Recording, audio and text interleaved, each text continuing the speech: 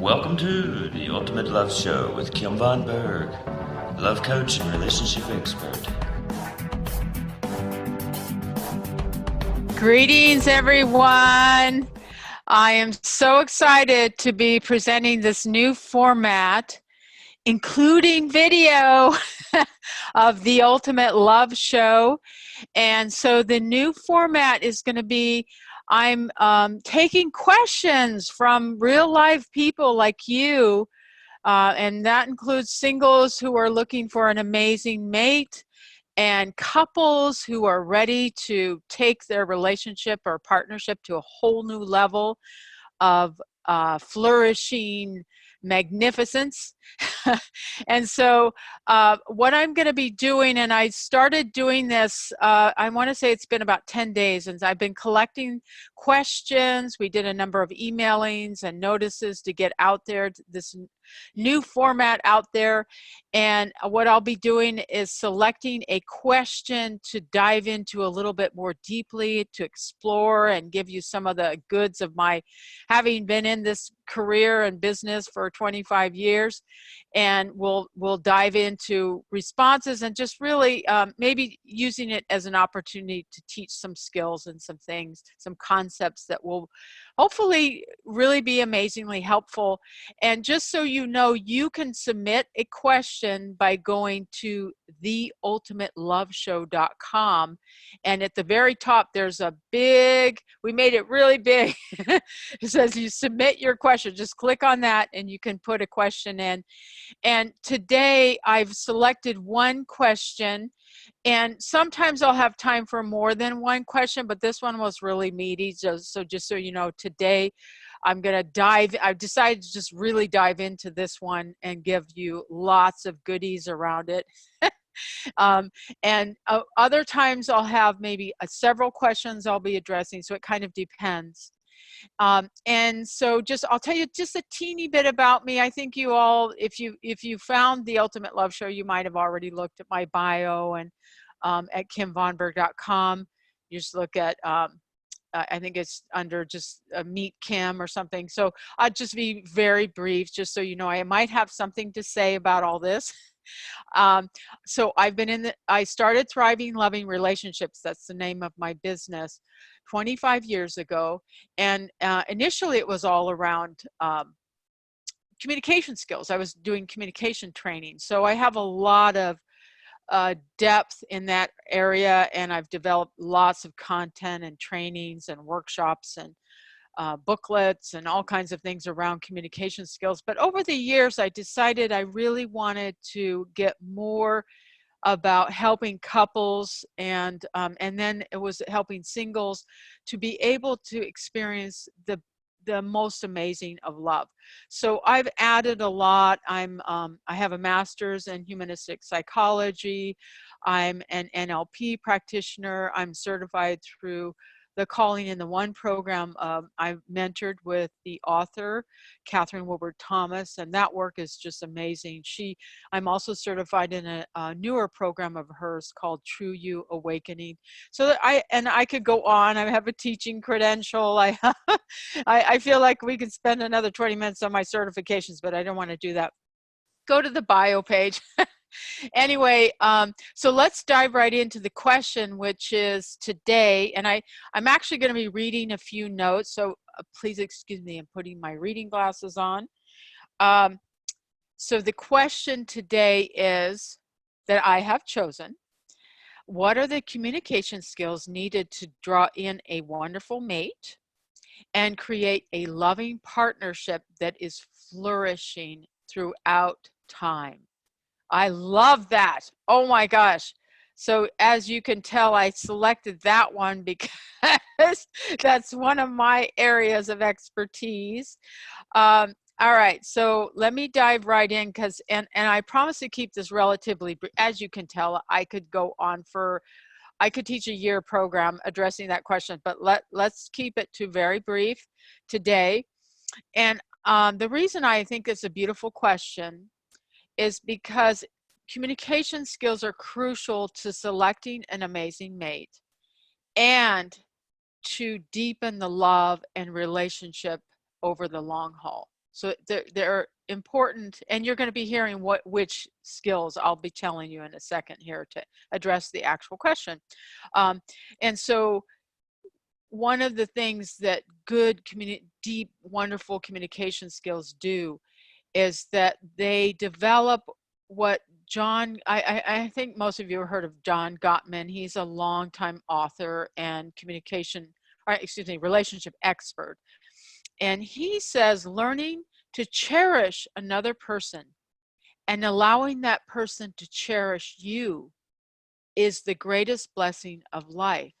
And the reason I quote him on that is because I really believe these communication skills help you to learn, how do you cherish? How do you demonstrate cherishing, and how do you receive cherishing from another? So when I began my Thriving Loving Relationships business 25 years ago, I was primarily focusing on communication trainings. So you're going to be getting the goods of 25 years of me developing this. And as you can tell, I believe there's other things involved with having a healthy relationship in addition to communication skills. So I'm not professing to say that communication skills are the only thing you need to have to be able to attract a wonderful mate and to be able to have a beautiful relationship. There's other things involved, but today we'll focus on that. One of the things I say a lot in a lot of my any kind of training I do, I usually begin with this statement: whole me plus whole you equals whole we. So there's a lot involved to becoming whole me and whole we. So part of that is learning how to, first of all, know our truth and express it, and how to receive the truth of another. So, and that involves good communication skills. So basically, if we're going to be dating to find a mate who is whole and complete, we're going to need to have the capacity to communicate our truth openly and authentically. And we're going to need to be able to listen deeply to understand someone else beyond the veneer that each person is usually putting forth in the beginning when they first date. Usually you see kind of a veneer.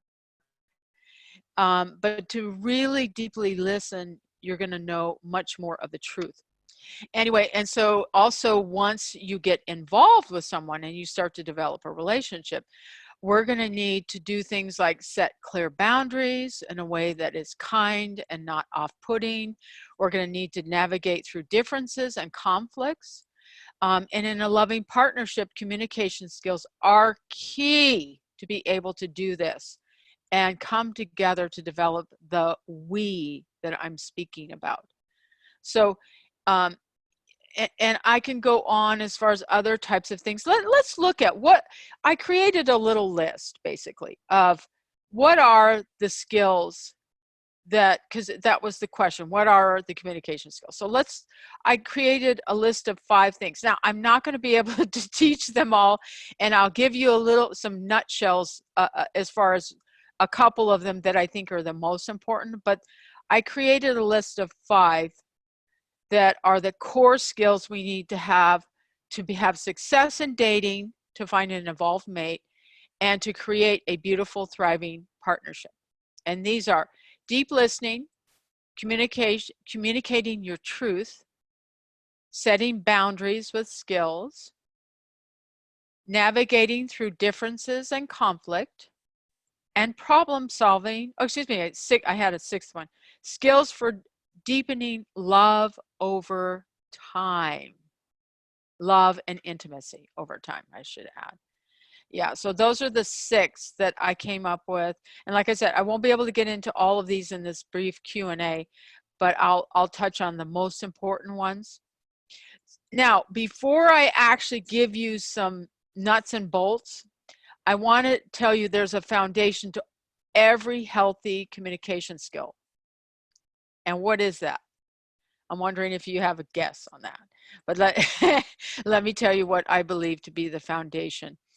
In order to be able to grasp these advanced communication skills and to really practice them fully, we need to step into be able to step into our magnificent true adult self and not be coming from a wounded place, or we need to access our adult aware self and to come. This is where we access our greatest wisdom and where we can be centered in our hearts. So how can we do this? How can we access that adult, wise, resilient, loving place? How do we access that? Well, and especially when something's happening that's kind of triggering us, or where there's misunderstandings, how do we stay centered in that adult, wise place? There's a simple term, which, by the way, my master's degree was in humanistic psychology, and a lot of that was around the work of Carl Rogers. And he developed a term which I use, which is unconditional positive regard. We need to develop the capacity to access our own unconditional positive regard for our own selves and for another. And so if there's differences, or if there's something where they call it the emotional hijack, when all you see is red, or all you can see initially is that your partner is wrong, or that person in front of you is pissing you off or something. To be able to access this unconditional positive regard is key to be able to put your stuff aside momentarily. Not that there aren't sometimes behaviors that need to be addressed. There's sometimes bad behavior that's not okay, but at the same time, we see that person as whole and complete and worthy of being on this earth.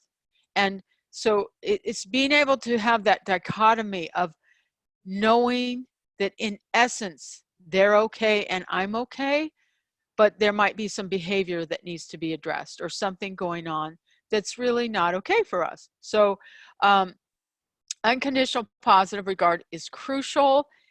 If we get triggered, unconditional positive regard creates a bridge, between our triggered self and the other, because we're remembering that we are in essence good, and this person who is triggering us is a lovable, beautiful being underneath that behavior. So once we can step onto this bridge of unconditional positive regard for our own selves and the other, we'll be able to place the practice of these skills at the forefront. Otherwise, it's almost impossible at times to be able to do that. I know this from experience. So let's look at, actually, normally in a workshop or setting, or when I'm in session with somebody and we're exploring unconditional positive regard, I'd actually go into a practice of accessing a deeper place around that. But given I promise to keep this relatively brief, I'm going to spare you. Maybe if there's an extra time at the end, I might do the practice. But there's some practices to access that place of unconditional positive regard for ourselves and another. Anyway, so let's go right into diving into some nuts and bolts of these skills. Well, I decided to focus on two areas, and those are deep listening and speaking our truth, which includes setting boundaries.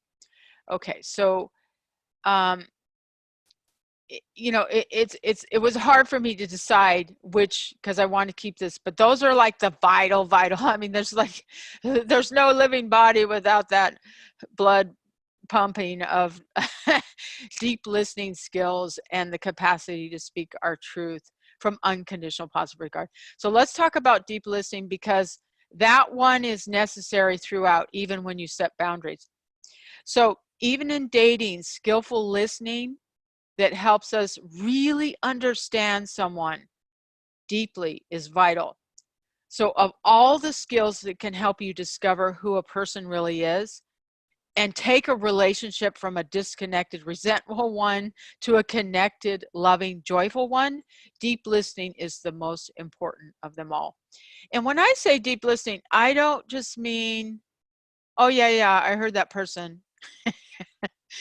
This is, when I teach workshops on this, there's 5 kinds of listening. And most of us in our day-to-day social busy lives, with all the stuff we have going on with technology and constant texting and this, we have a tendency to only do the first 3 levels of listening, which are not sufficient to really deeply connect with someone. The very fine, I'm not going through all the levels right now, but the very most evolved form of listening is deep listening. And some other trainers call it empathetic listening, but it's the level of listening that has you having the capacity to get out of your skin and into the skin of another. At the same time, being able to hold yourself, contain yourself, and respect your own reality. So you're not enmeshing with someone. There's a distinction with this, and you're not just like abandoning yourself. You're holding respect and love for yourself, but it's a level of capacity to get into the reality of another person and what they might be experiencing. So with deep listening, there's quite a few things involved with how you access that level of listening. First of all, you set the intention to fully understand the other.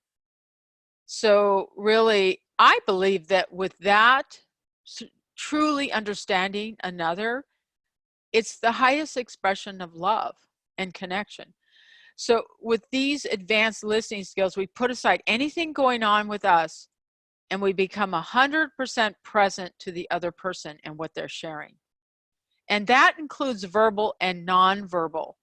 And this is really important for conscious dating, because I teach a number of modules and things on conscious dating. If you can really, really tune in to the person you're dating with, including nonverbal stuff, like body language and their what's going on with their eyes and their tone of voice, everything, you're going to learn so much about that person, and you're going to spare yourself so much heartache with the ones that are not the kind you want to pursue, not the ones you want to continue to develop something with. You're going to learn that so much quicker by practicing deep listening. Okay, so let's do a couple pointers about deep listening. I'm going to give you some.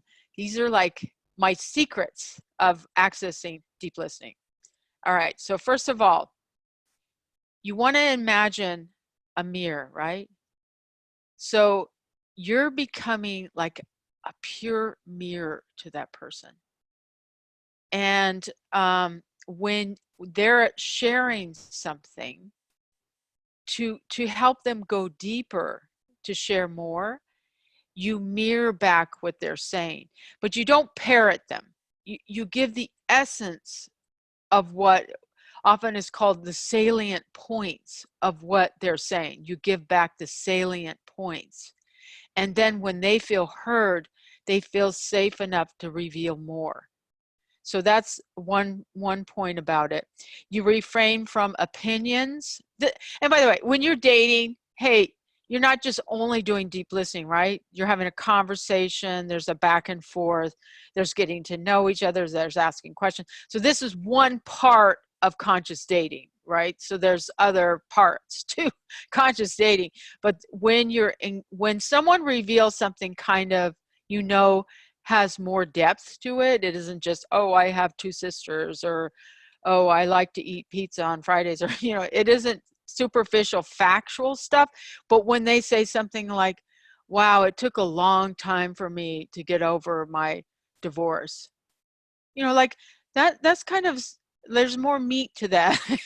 So there's more, that is sort of your clue that you might be able to go deeper by practicing deep listening. So you refrain from expressing opinions, judgments, or suggestions in deep listening. You just communicate back the essence of what that person's saying. You stay neutral when you're reflecting. You change evaluative words to descriptive words. So what I mean by that is, you don't want to have judgmental words like, so, oh wow, so you you failed at your marriage or something. I mean, so that's a judgmental word to say fail. So it might just be, so that didn't work. So you see what I mean? So you stay away from judgmental words. You refrain from asking why questions, and you just elicit. If you want more information, you elicit by coming from a place of non-judgment and curiosity. So it's more like, instead of why, it might be, I'm just wondering, I'm just wondering about such and such. So it's just sort of an open-ended, more inclusive type of way of eliciting information. We go deeper than the actual words we're hearing, and we seek to understand why they might be saying what they're saying. We hold a container, a safe container for people to drop to their heart and emotions, and allow them to come to their own solutions for their own challenges. So we don't offer solutions. I mean, there may come a place where at some point they might want you to offer some advice, and so you don't offer it unless it's asked for. And even then, I usually, in more advanced workshops, I even explore that you may not want to automatically respond if somebody says, hey, could you give me some advice?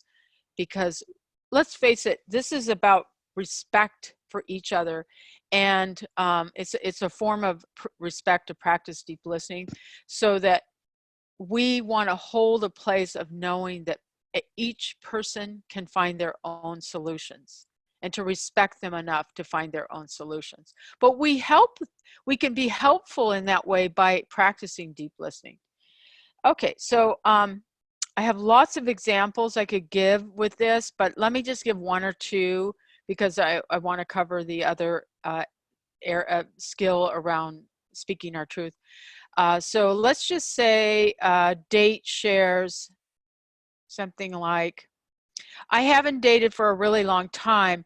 After my divorce was final 2 years ago, I decided to not even consider opening up to someone new until I felt relatively healed. Okay, so let's say you heard that from a date, okay? Now, what might be a reflecting, mirroring statement that goes to the salient point of what they're saying? So just think about that. I came up with, you're just getting yourself out there to date now after going through a tough time after your divorce. You see, so I just reflect back the essence of what was said. Notice that I'm not giving advice. I'm not analyzing what was said. I'm not saying, you know, I'm not psychoanalyzing or anything. I'm just giving back the essence of what was said. Let's say a significant other, because I also have a lot of couples in this audience, says, is showing her impatience, okay? And let's say she says, I would like to know when, if ever, we're going to leave for the movie. I've never heard anything like that. Okay. All right. So what might be a way to respond that isn't snippy or, reactive? Okay. So let's just think about that. So a reflective statement might be, you're tired of waiting for me and want to leave right now. And then you might not be like, who knows, maybe I don't know, maybe some emergency happened or something. We don't know the scenario, but let's say you couldn't leave right then. You might say, and please go ahead, sweetheart, because I have to finish such and such, and I want you to be able to see the whole movie, and I'll catch up with you later. So meaning you'd have something in addition to that, but that reflective statement would be, you're tired of waiting for me and want to leave right now. Notice I didn't get in there, fray there, and I kept it in the you pronoun. With deep listening, we keep it with the you. We keep the I out of it. We keep it over there. Remember, it's like a mirror. You got the mirror. So when you say I, it's like you turn the mirror back, but you keep it reflected on the person. Okay, those are some of my points about deep listening. There's so much more I could go into around deep listening. But let me jump into speaking our truth. So when we speak our truth from a place of unconditional positive regard, remember that's the theme throughout all this, we state what is true for us in a way that is self-honoring, and remove from judgment or shame for ourselves or the other person. If we need to set a boundary, we deliver this in the I pronoun. So it switches. Now, remember, like the mirror turned back. When you speak your truth and you give boundaries, it's like you have the mirror facing you, right? So we don't mix pronouns with these amazing skills. So we keep it in the I pronoun this time. And removing all yous, we address behavior instead of who that person is. So I'm going to give a couple nuggets. So of course, you know, when you're dating, you're not necessarily, hopefully, needing to set a lot of boundaries. If you have to set a lot of boundaries right in the first date, then that's a clue, guys.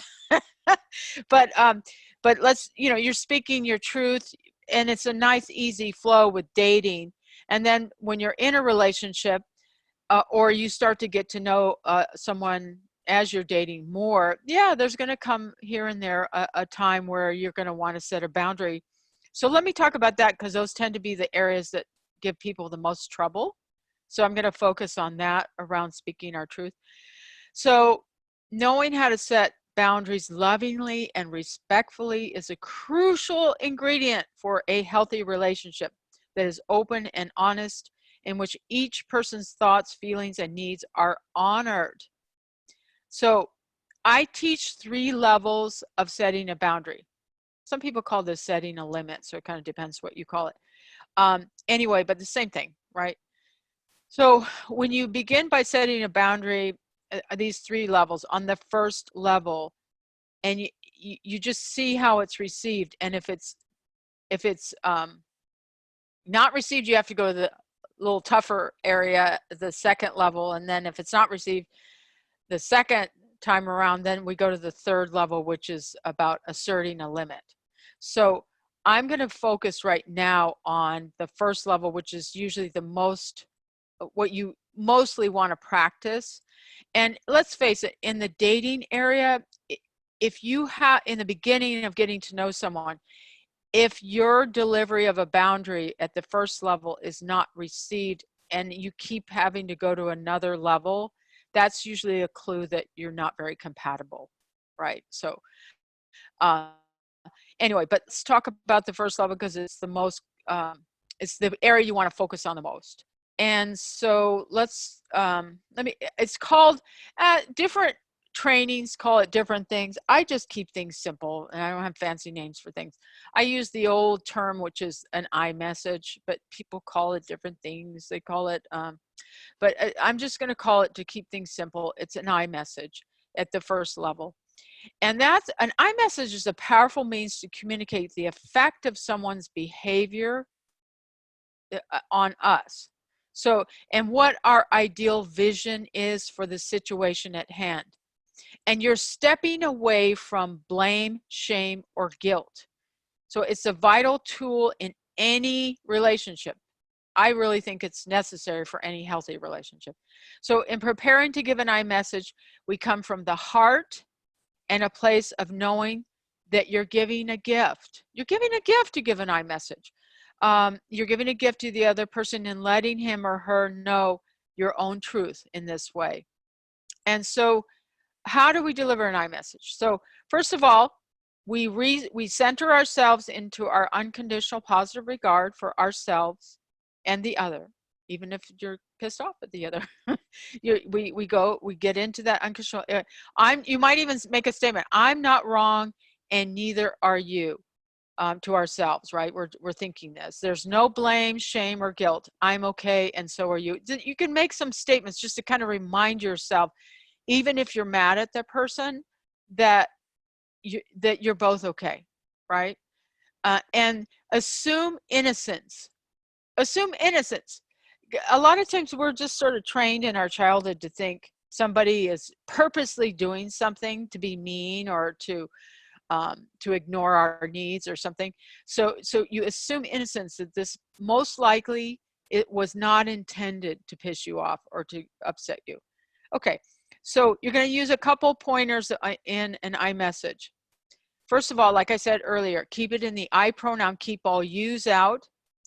gentle your tone of voice. When we're mad, we tend to have like stringency coming through the tone of voice.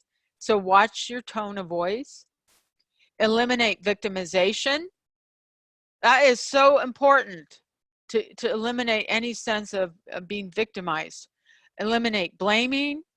Be concise. One point at a time. Don't we in this arena of being a communication trainer, we call it avoid gunny sacking. You know, people tend, that was one of my MOs when I was, you know, when I got into this business, I was the worst of everything. I had to learn everything. And so one of the things that I used to do is I had a horrible time having the guts to set a boundary. So I would, in a relationship, and I would see something I didn't like, and I would just like shelve it. Like, I didn't like how he did that. You know, and just, I'd keep accumulating things that were pissing me off or irritating me. And then at one point, something would happen. You know, like, and then there's that, and there's this, and there's this. They call that gunny sacking. Don't do that. When you have a healthy relationship, you address things as they come up. There's a saying, if you're angry, you've waited too long to give an iMessage. If you're angry, it's your responsibility. You waited too long to set a boundary. Okay, so anyway, so you gentle your tone, you eliminate blaming, you're concise, one point at a time, you stay neutral, change judgmental words or evaluative words to description. You describe. Keep judgment out of it. For example, let's say you want to say, I felt deceived. So deceived is a charged word, right?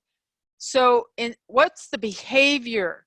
So you might say, I was told this, and then I found out this. You see the difference? Instead of, I feel deceived, it's, I was told this, and then I saw this. Okay, so that's describing behavior. Or, you know, I come home and it's a mess in the kitchen. It's like a bomb went off. So instead of that, it might be, there were no dishes in the sink. There was a clean floor, and now I come home and there's dishes, dirty dishes in the sink, and the floor has mud on it. You see what I'm saying? There's a difference. One more, instead of saying I'm a jerk, or you're acting like a jerk, you might say, it's really loud. Your voice, or let's say, how should we say that without your, the tone is really loud. There's a lot of opinions, and I'm not feeling heard.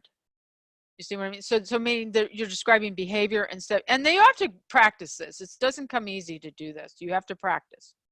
So in addressing a behavior that we're not happy with, we describe this behavior, how it's affecting us, how it's keeping us from getting our needs met, and what we would ideally love to experience around this situation instead, without telling the person what to do.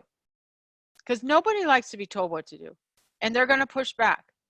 Depending on people's childhood, some people push back with a vengeance, and other people just like do passive aggressive, like tune you out. But nobody likes to be told what to do. But you let them know what the ideal. Let me give you a couple examples. Okay, so here's one example of a husband-wife relationship in which the wife is getting sick of the husband's griping about work in the evenings. Okay. Oh, and one thing I didn't mention, there's kind of a beginning to going into an iMessage that I recommend, which is called giving a preamble. That's the fancy term. But it's basically like setting the stage. Say something that lets the person know that you're going to keep them safe. It might just be something like, you know, I appreciate our relationship so much, and so I feel like I need to let you know about something that's been heavy on my heart. And it's because I care so much about this relationship. So see, it's kind of setting this stage of showing appreciation for the person or the relationship. or letting them know how much you respect and honor them, or something that sort of just lays the foundation. In my trainings, I call that the preamble. So here's an example of the whole kit and caboodle. So, hello, love, you mean the world to me, and I want to make sure I'm doing everything I can to nurture our relationship. I have something that has been weighing on me, and is now a good time to share. It's usually a good time to find out if they're in a place to hear you. I've noticed a pattern lately that when I come home from a long day at the shop, our discussions are mainly focused on problems. Notice it's not your problems, it's just problems. Mainly coworker issues. At times, that is all we talk about before we go to bed. I miss our times of just enjoying being together and laughing, and I'm sad about this. So no, this is saying the effect it has on me. It would be so wonderful if we could reduce the discussions about work and just find ways to spend quality time together in the evenings and enjoy the precious time we have. So you see how I did that? I did a preamble to make sure he's safe. I described what was happening, description, how it was affecting me, and then what I would love to experience instead. Let me do one around dating, because I know we have a number of singles here. So this one, I get this asked a lot when I do a lot of calling in the one coaching. And so I get asked this a lot, and believe it or not, both men and women ask this question. How do I want to pace my dating? I get asked this. And so how do I ask for us to hold off on getting sexual? So I'm creating an example of boundary. This is a woman who's dating a man named Jack. So she says, Jack, I've been enjoying getting to know you. And up until now, I've felt at ease with you. Lately, I'm noticing some touching and energy that feels sexual. I've pulled back from you because I am committed to getting to know someone well before I get sexual with him. I would love it if this commitment could be honored and we'd have the opportunity to really know one another well before go there. That way, for us to step into something much more solid, healthy, and long-lasting as far as a relationship in the future. Okay, yeah, I could give you lots and lots of examples, but I'm looking at the time and I really want to wrap this up. So there's so much more to this, but I gave you what I consider vital, most important of those list of 6 important skills, communication skills: deep listening and setting a boundary, which is included in telling your truth.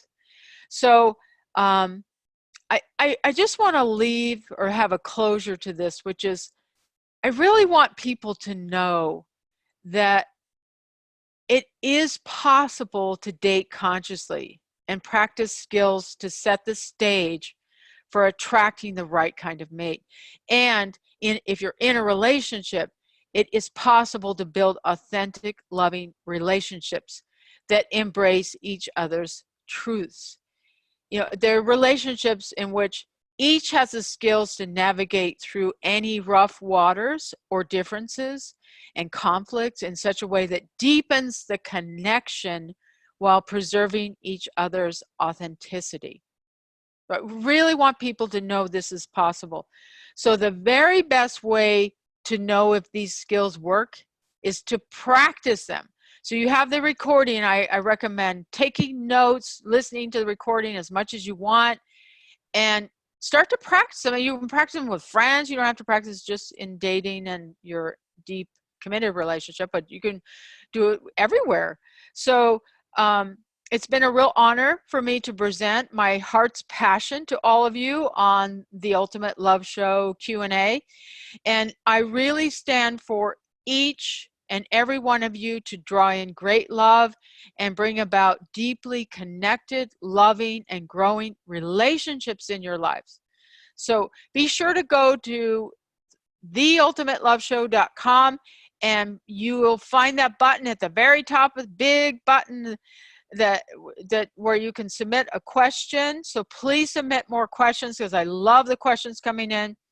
And I'll be selecting and addressing more questions again in March. And so I want to thank all of you. I thought about this, and so I've decided to give you a special offer because you've taken the time to listen to this. And so you can take advantage of an hour session with me at half the price. I'm only offering this for a limited time, but it's my way of thanking you. So to take advantage of that, just go to kimvonberg.com/special offer, all one word. So it's www.kimvonberg.com/special offer. And my last name spelled VONBERG. So kimvonberg.com. I am so grateful and I adore all of you, and I can't wait to hear more of what you'd love for me to focus on. So go out and experience the greatest of love. Thank you all. Love you. Bye-bye.